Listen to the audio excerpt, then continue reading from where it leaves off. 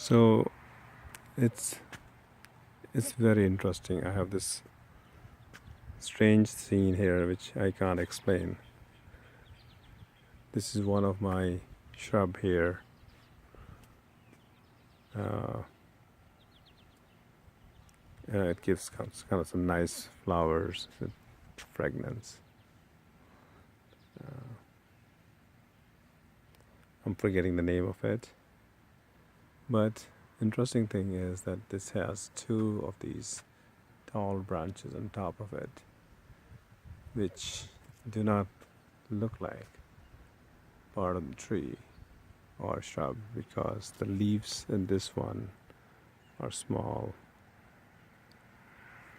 and it's totally different branch versus these ones are different leaves. So first I thought maybe it's something growing from the ground up. Nothing is coming from the ground up. That is gone in there. Nothing all ground. So then I kind of obviously track down where this is coming from.